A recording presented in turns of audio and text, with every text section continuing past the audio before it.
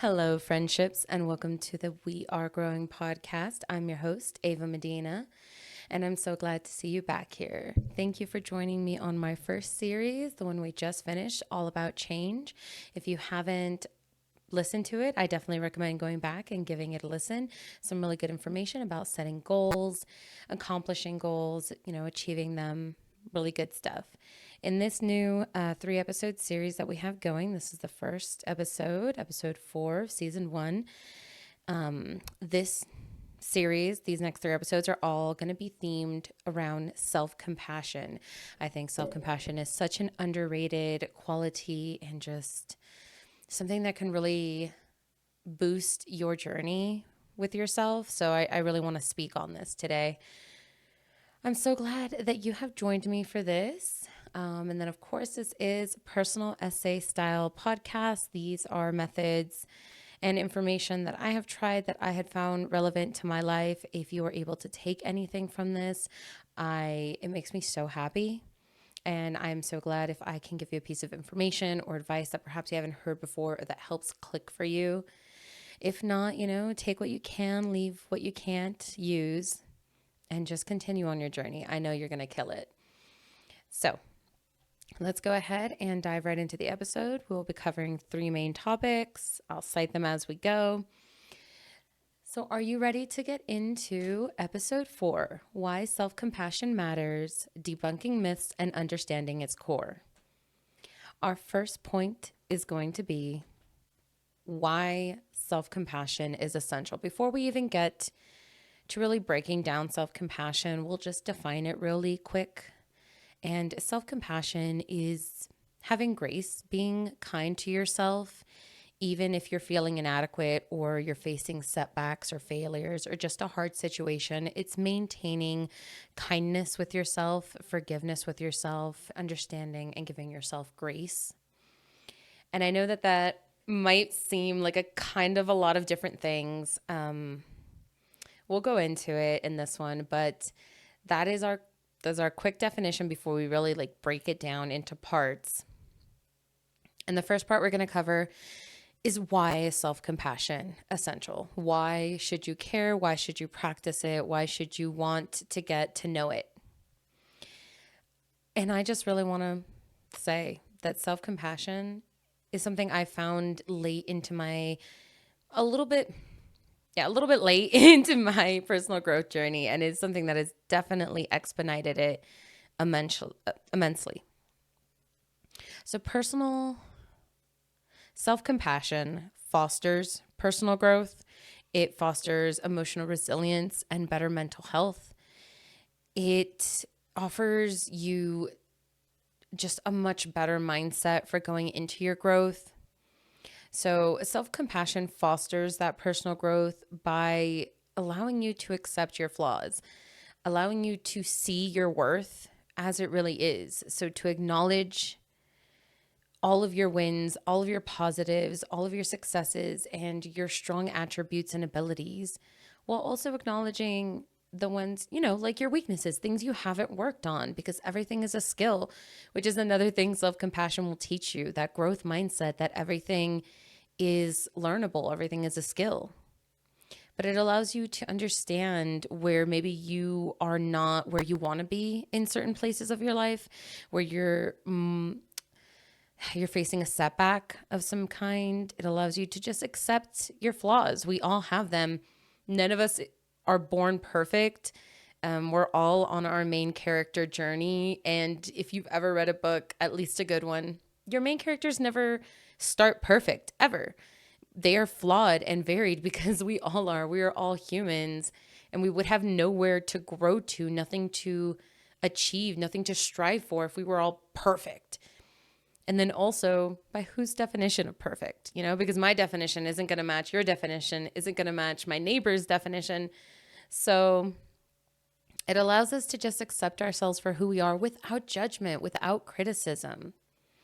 It allows us to learn from our mistakes without that self-criticism or judgment, understanding that mistakes happen. It's part of the learning process. When you were a child, you had to fall down some steps to learn how to, walk down the stairs. You had to make mistakes to grow, to learn. And that's another thing that self-compassion will help. It will help to reset your mindset from looking at mistakes as reasons why you shouldn't continue. Look how badly I messed it up. No, it's to go, well, I tried that method. I tried this way and it didn't work. It was kind of a mistake.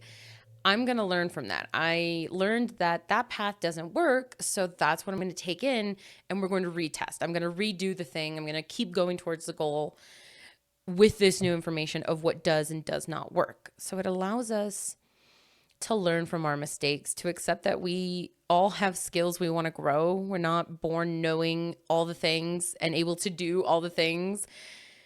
So being able to accept our flaws, accept where we need to grow, and allows us to learn from mistakes while we're trying to grow in those areas, because it is something we've never done before. So of course it's going to look bad and it's going to be scary.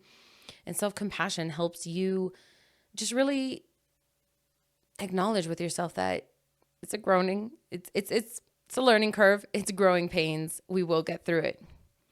It allows you to embrace challenges as opportunities. A lot of people will take challenges as roadblocks, as that I shouldn't go that way. But that's not how you should approach challenges. Challenges are the opportunity to grow. Getting through this challenge will make me a better person, will bring me closer to the person I want to be at the end of it. It allows you to build resistance in the face of those setbacks because you've hit them before and you've kept going, you've persevered. And so now when you hit a setback or an obstacle, you're like, that's okay. We're going to go to the drawing board. We're going to get a plan together. We're going to come at this instead of, oh, well, I guess I'll just give up here. This is as far as I go. Because that's never the mindset you want to have when you're trying to achieve growth. Everything is going to be difficult. Easy things don't really come. You grow outside your comfort zone. So if you're being challenged, you understand that that is an opportunity for growth. And self-compassion helps you to face that and to bounce back so quickly, so much more quicker than if you were to indulge in self-criticism. It's something I definitely had to learn. And it allows you to acknowledge and accept negative emotions without that harsh self-criticism, understanding that it's okay to be angry and it's okay to be frustrated and it's okay to be upset with situations, and that you don't have to indulge that self-critic that says, well, you're a bad person for feeling this way. You're a bad person for thinking this way. You shouldn't be doing this. And no, none of that. None of that. We're all just living a human experience. And as long as you are not deliberately being malicious to other people, it is fine. You are fine. It is okay. I promise. It definitely allows us to bounce back from challenges. When you go at a challenge and you fail or you don't quite overcome the obstacle, a lot of us will fall into, well, you didn't work hard enough, you didn't do enough, you weren't good enough. And that is not helpful. That's actually more of a hindrance. It will cause us to never want to go back to that thing because we just take it into our identity that we suck at it. It's a part of us. Like we can't ever get any better at it. And self-compassion allows us to know that, no, it's okay to fail and it's okay to stumble back and you're going to be fine. You forgive yourself for not clearing the obstacle on your first try. And it encourages you to get back up again and try again because you're going to get this. You will get this if you stick to it. There are multiple studies and examples showing that self-compassion definitely lends itself to reduce stress and anxiety and self-doubt for all of these reasons. When you are no longer indulging that self-critic inside of you and falling into, well, you should have done more and you should have been better and you should have been smarter or more athletic or more determined, better discipline, more willpower. It causes stress, that causes you to stress and that causes you anxiety and to self-doubt. Well, did I put enough? Did I do enough? What if I need to do more? What if I'm doing too much? What if?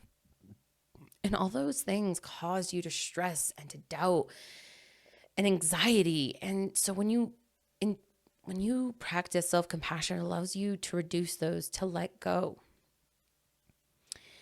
Kindness is self-compassion.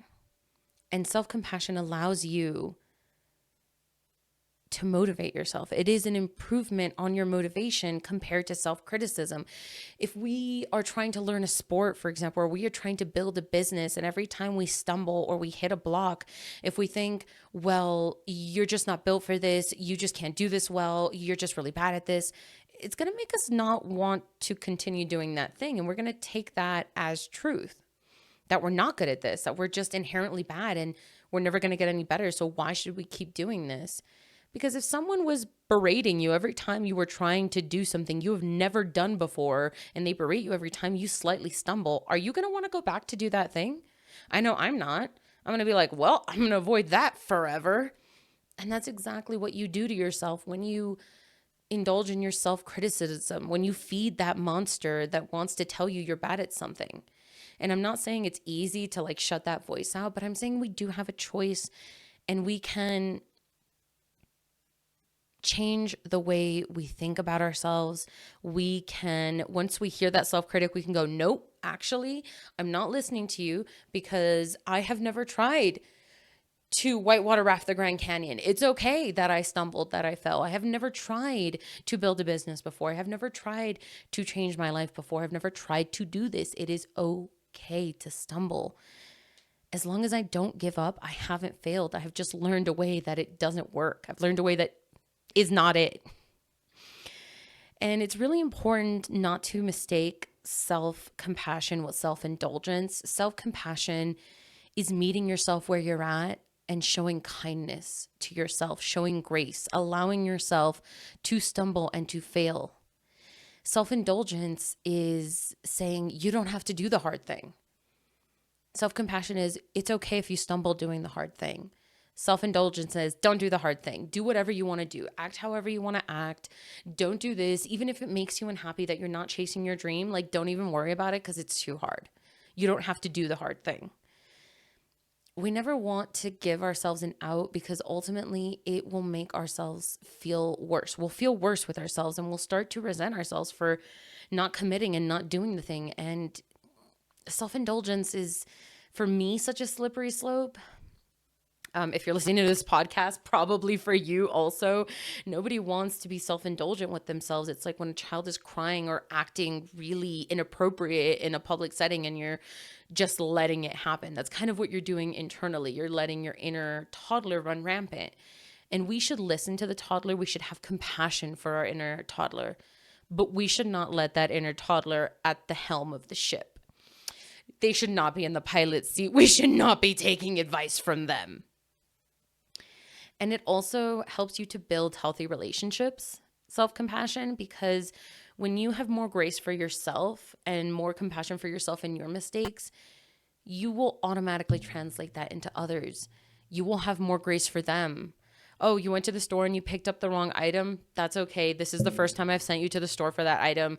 Did you learn that that's not the right? Perfect. Okay, so the next time you will know to get the right item. Instead of, oh my God, I can't believe this. How hard is it to grab this? You just had to read this.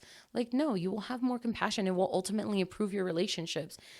Because again, if you had someone, a friend, who berated you every time you tried to do something that you had never done before, would you keep hanging out with them? No. Or at least I hope the answer is no. Because that is someone that is so rude and so caught up in perfectionism. And why can't you understand that the first time I have ever done this thing, I might have messed it up? Like, you know? So self-compassion for yourself translates into self-compassion for others. It's easier to extend that, which ultimately improves your relationships with others. So self-compassion is essential. It is so important to your journey. And then I definitely quickly want to debunk. This will lead us into our second point, which is just debunking some conceptions about self-compassion, because I definitely ran into these and I definitely felt these on an internal level. It was a lot of work with myself to change my mindset around these things. Because, you know, self-compassion, when you're first trying it out, just has all these connotations. And while you're putting it into practice, it just feels a little weird, a little cringy. And one of the first things that I thought was that self-compassion feels weak. It feels lazy. It feels like a cop out. It feels like I'm giving myself permission to not do the thing I want to do, to not pursue the thing, to really pat myself on the shoulder and go, it's okay. You don't have to do that. It felt like giving myself a pass. And this is where it's really important to not mistake self-compassion for self-indulgence, because if you're giving yourself a pass on the things that you want to do, you're not helping yourself. You're just ultimately hindering yourself. Self-compassion is a choice to face challenges with grace and strength. It is still facing your challenges, which is where you will always differentiate from self-indulgence. If you are not facing your challenges, you are in self-indulgence, okay? If you're not facing the challenges at all, if you're not facing the things you want to do, you are not practicing self-compassion. But when we are facing the hard things, when we're practicing self-compassion, we are facing the hard things. We are facing them with grace for ourselves, that we are going to stumble, that it is a learning curve. We are holding a space for ourselves to learn, to make mistakes, and learn from them. If you keep making the same mistake, and that's where it is, that's where I had to kind of use self-compassion as a transformation tool. When I made the mistake, I had to, one, disassociate myself, my identity from the mistake. I can make a dumb decision without being a dumb person. It's so important to differentiate your identity from the mistake and then to learn from it. Well, I made this dumb decision and it was dumb because of this. And so now I know I am never going to make that mistake again. I'm never going to make that decision again because this was a learning experience, and that will help you. But that is what self-compassion will do. It is not weakness. It is not laziness. It is giving yourself a safe space. We give that for everyone else. We give that for parents, friends, siblings, children, coworkers. We hold the space for them to just be themselves, to be their authentic selves without putting pressure on them to be a certain way. If we offer that unconditional love to others and that safe space to others, we need to offer it to ourselves, because that's where the most growth can happen for us, is to hold that safe space for us.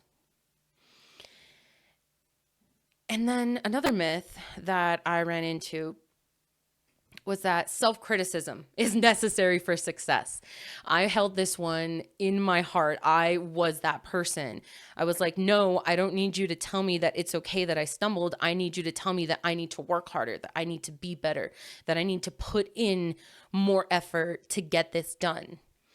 That was me. That was me. That was a literal quote that I told my friend.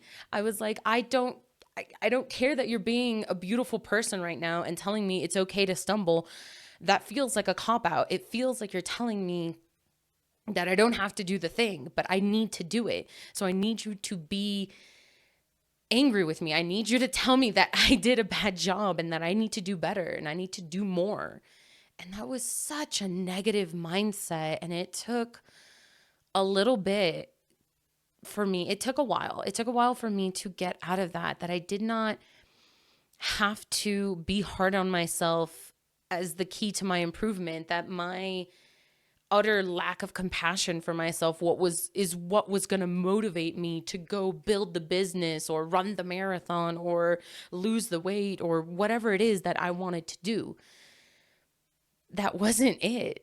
Like criticizing my body was not going to help me get into shape. Criticizing my work ethic was not going to help me do more. And it took so long for me to realize that, to come to terms with that. So I definitely want you to know the lesson that I had to learn, super hard, is that self-criticism is not helping you succeed.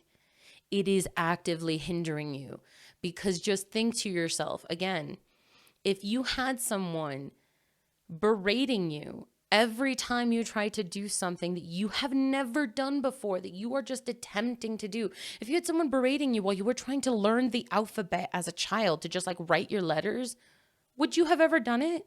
No. You would have cried and you would have been like, no, I'm not doing this. I'm never doing this, because every time I try to do it, someone starts saying mean things to me. You don't want to do that. And that is what you do to yourself every time you indulge your self-critic. Every time you tell yourself that you're not doing well, that you're not doing enough, that you aren't enough in general, just that you aren't enough. You are indulging that self-critic and you are hindering your growth. You are actively hindering your growth. Self-compassion is the fertilizer that you need. It is what you need to bounce back, because you make the mistake. You know, you're writing your letters and you don't do them well and they're really clumsy and you're just like, this looks bad. But then you think to yourself, right, this is like the first time I tried to do this, that I tried to like write my letters as a kid. So it's okay that it looks bad.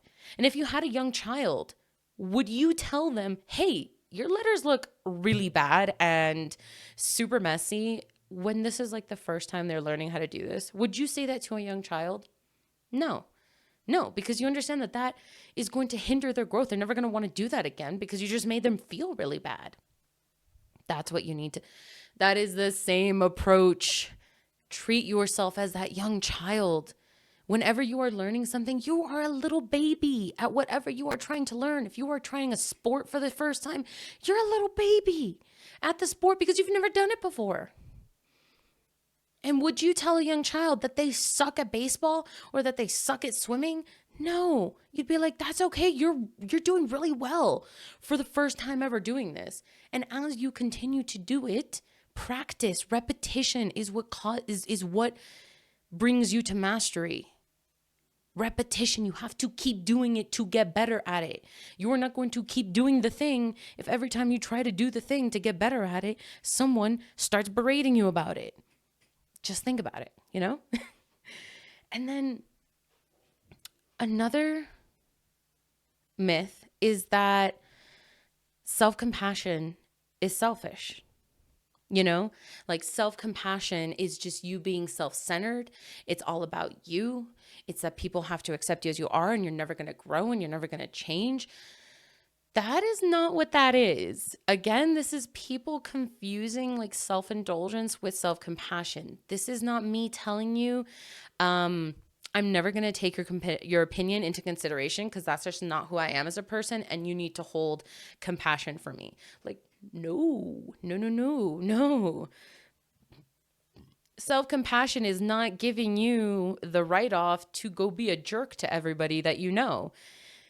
It is not. That's absolutely not what it is. Self-compassion is realizing that sometimes emotions get away from us, so we'll say something mean. But self-compassion is not going, you were totally justified to do that super mean thing to your friend because they sneezed during your speech. No. That is not what we are doing. We're not using self-compassion as an excuse to be selfish, to be a jerk to other people. We're using it to hold a safe space and grace for ourselves while we are learning something. It is not an excuse to just lose your morals or to lose manners, because that's just you being rude. Like, that's just you wanting an excuse to be a jerk, which is not what we're doing. So a lot of people will be like, well, if you're practicing self-compassion, like if you're being nice to yourself, it's giving yourself a pass to be like a total jerk to people. That is not what that is. And if you know someone that is using it that way, you can feel free to tell them that's absolutely not how that works. And also, I don't think we should hang out anymore because they sound super toxic.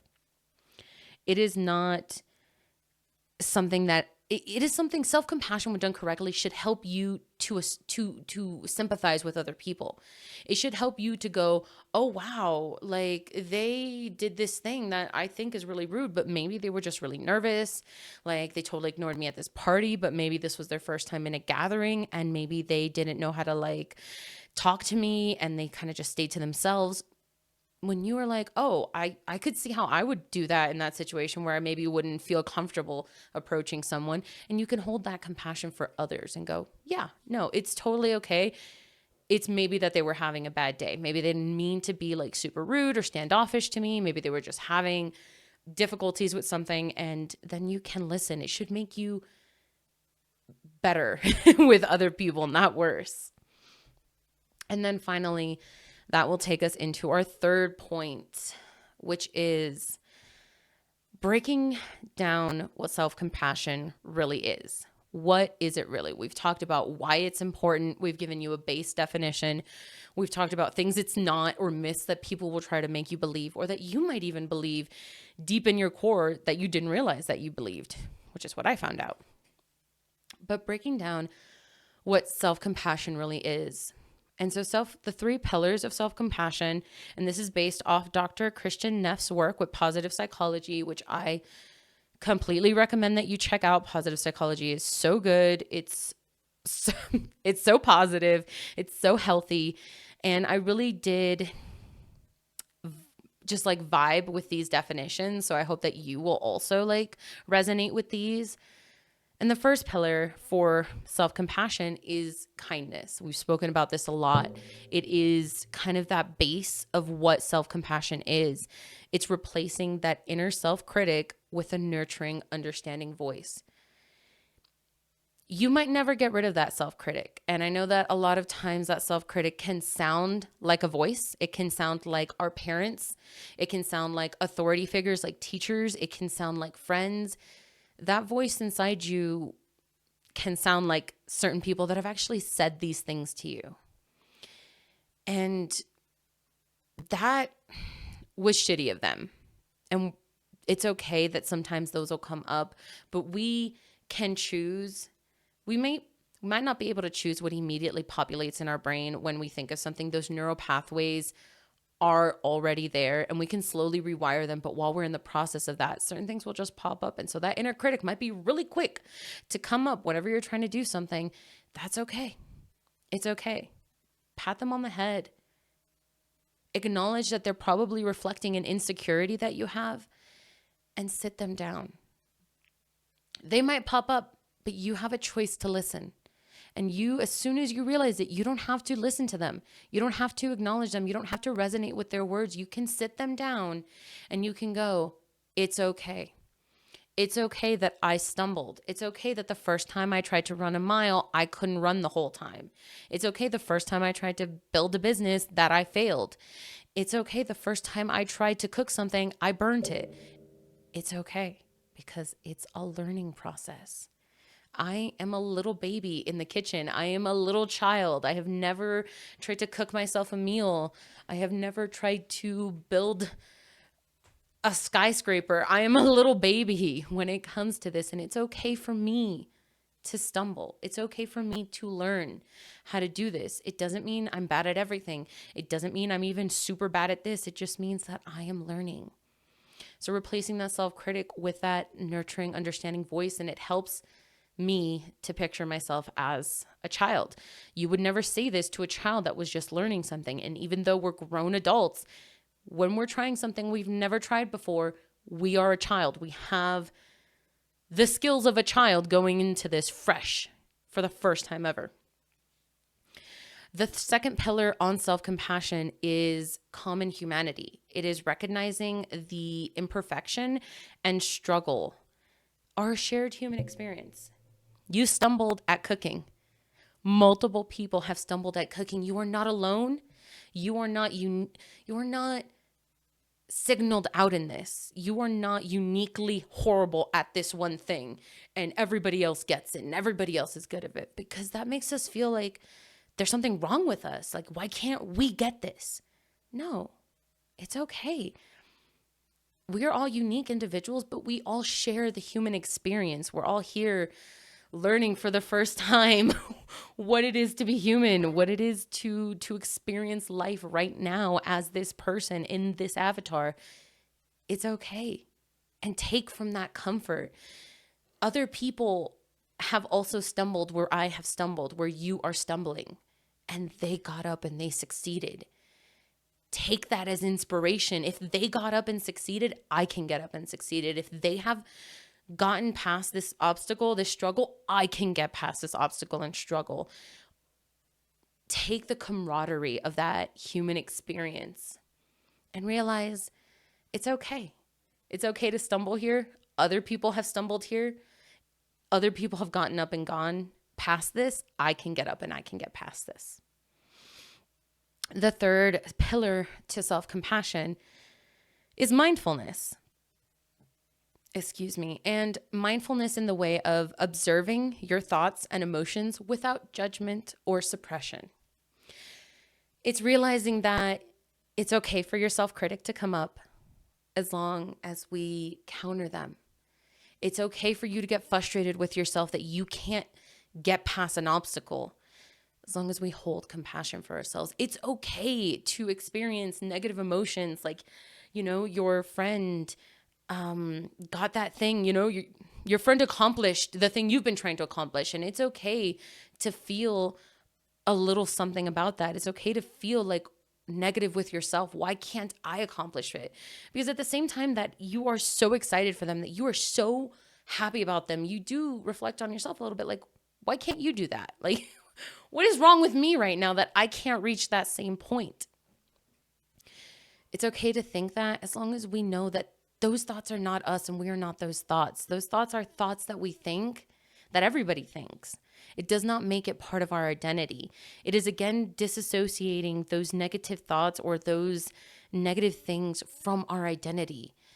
Just because we got angry doesn't mean we are an angry person. Just because we made a mistake doesn't mean we always make mistakes. That mindfulness is realizing that your thoughts and your emotions, they come and they go. I picture clouds. They're just drifting through. They're just drifting. They're there. And you can let them come and you can let them go. It's when we try and hold on to, or when we allow something to consume us, when we allow a thought or an emotion or a belief to consume us and we start identifying with it, that our path can get really twisted and hard. You never want to do that. You want to acknowledge that emotions come and they go. They're a part of the human experience. It doesn't mean they have to define you.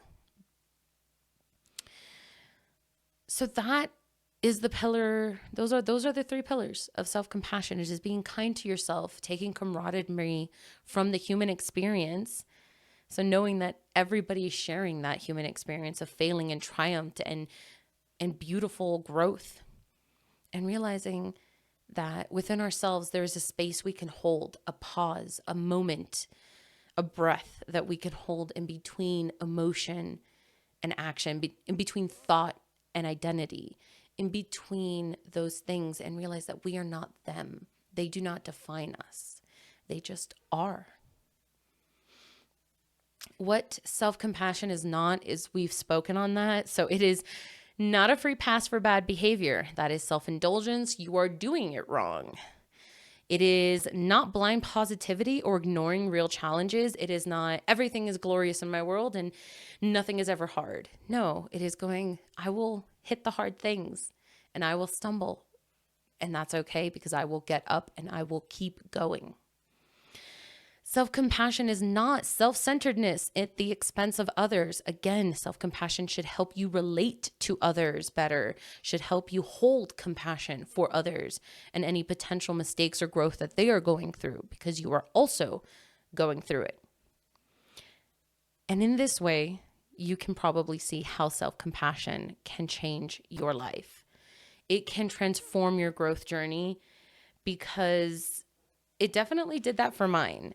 As soon as I was having such resistance trying to accomplish things I wanted to do, trying to achieve my goals, I would inevitably hit obstacles, hit setbacks, and I would immediately go to the self-criticism. I'm not good enough. I'm not working enough. I'm not practicing enough. And all that did was bury me deeper and deeper and deeper into perfectionism, which just kept me unable to take action. I kept going, no, I need to know everything about this, be perfect about this before I can go, because if I hit a roadblock, I need to know how to overcome it. But the secret here is you're never going to know what roadblocks you're going to hit until you start doing the thing.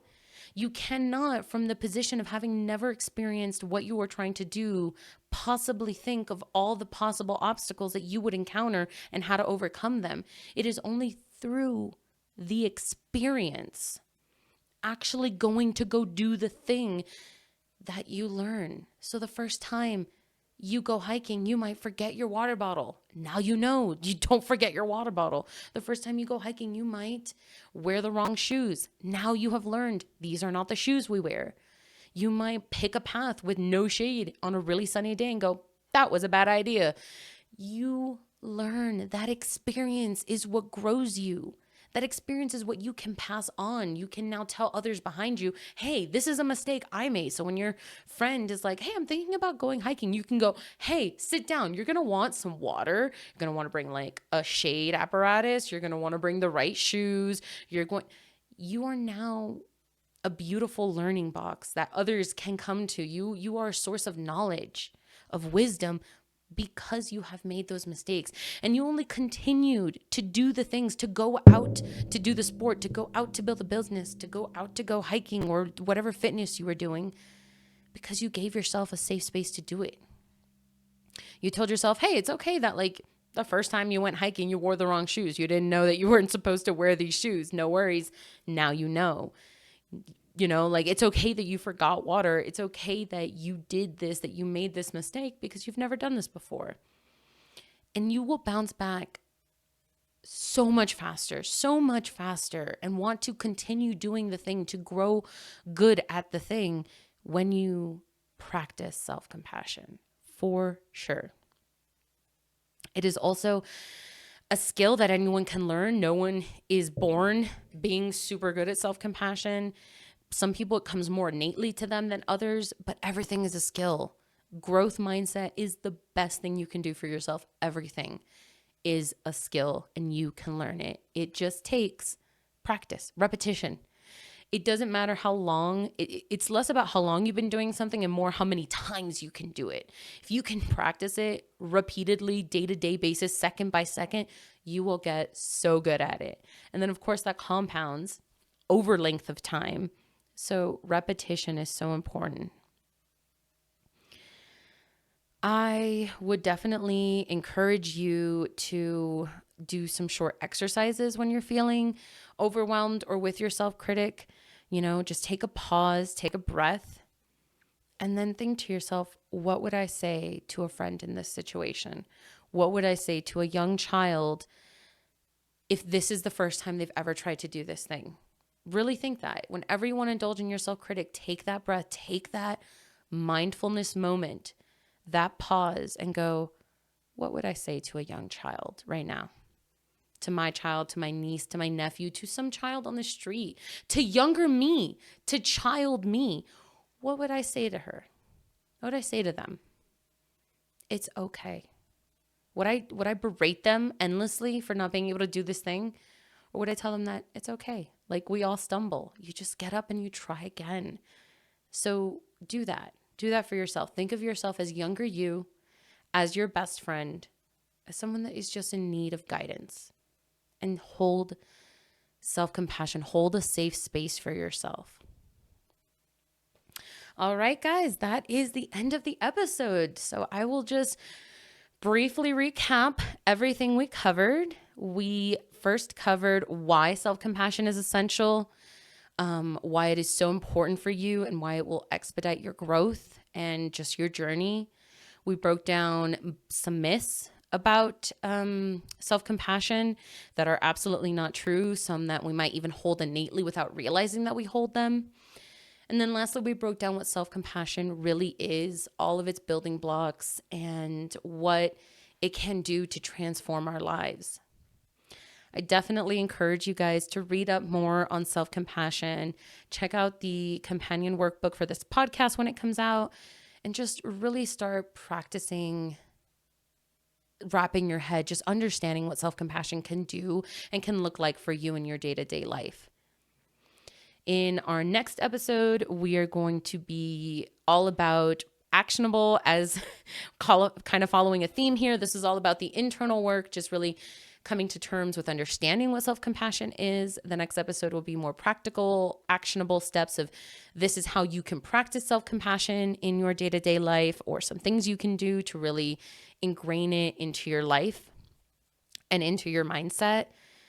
I am so excited for that next episode. It's going to be really good. It will, of course, be coming out on Monday, as always. I hope to get the workbooks going a little bit more on top of what the episodes are kind of running kind of behind, but no worries. Feel free to check them out. They're really good. I am so happy to have you guys join me for today for this episode. I hope you got a lot of good information out of it. And I'm so excited to see you in the next one. So until then, please remember, we are growing. We are going to make mistakes, and that's okay. As long as we keep going, we will achieve our goals. We will achieve our dreams. You are worthy. You are deserving. You are loved. You guys have a great rest of your week. Get out and hit those goals. I believe in you. You have a good one. Bye.